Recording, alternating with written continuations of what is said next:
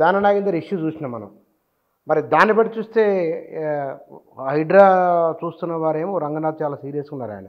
ప్రభుత్వం ఇచ్చిన ఆదేశాల ప్రకారం ముందుకెళ్తామని వారు చాలా బోల్డ్‌గా మాట్లాడుతున్నారు. అది చూసినాం కదా మనం. ప్రభుత్వం ఏం చెప్పిందో అది చేసుకుంటూ వెళ్ళిపోతాం మేము అని అన్నారు వారు. దీన్ని చూస్తే మీకేమనిపిస్తుంది?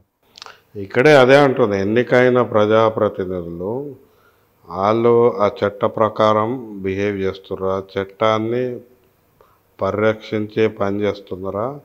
చట్టాన్ని అతిక్రమించే పని చేస్తుర్రా? బహుశా ఒక్క వ్యక్తికి కూడా ఇప్పుడు ఏ ప్రజాప్రతినిధి కూడా చట్ట ప్రకారం బిహేవ్ చేస్తున్నట్టు ఎవరికి నమ్మకం లేదు అది.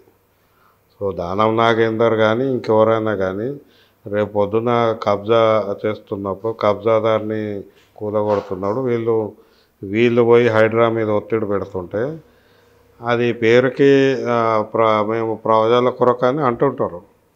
కానీ అసలు వాళ్ళ నిర్మాణమే కావచ్చు, లేదా వాళ్ళ దోస్తు నిర్మాణం కావచ్చు.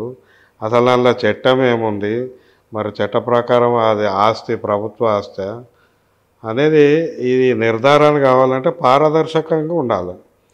ఆయనో స్టేట్మెంట్ ఇచ్చి ఈయనో స్టేట్మెంట్ ఇచ్చి కాదు. అసలు అక్కడ ఇష్యూ ఏంది? జిహెచ్ఎంసి భూమి కొందరు వాడుకుంటున్నారు. అది కేవలం నడకకే అంటే ఒకటి, కానీ అక్కడ ఒక కాంపౌండ్ వాళ్ళు కట్టిండ్రు.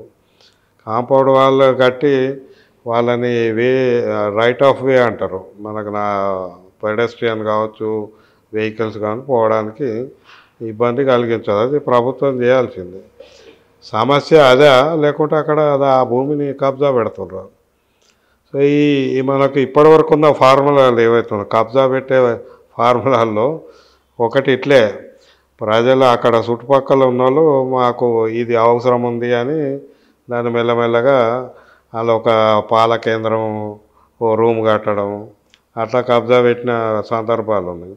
లేదా ఒక చిన్న గుడి ఉంటుంది, లేదా ఒక మసీదు ఉంటుంది, ఒక దర్గా ఉంటుంది, దాన్ని పెద్దగా చేసి అది ప్రజల కొరకే అని అట్లా అది అక్కడ పెట్టి పక్కన కబ్జా పెట్టడం.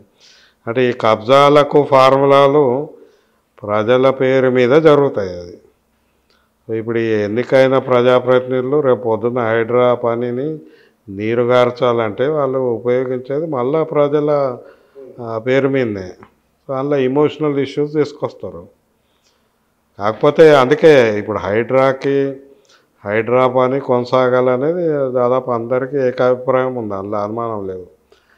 కానీ హైడ్రా కొనసాగాలంటే ప్రజల మద్దతు కావాలి. ప్రజల మద్దతు కావాలంటే హైడ్రా పని పారదర్శకంగా ఉండాలి.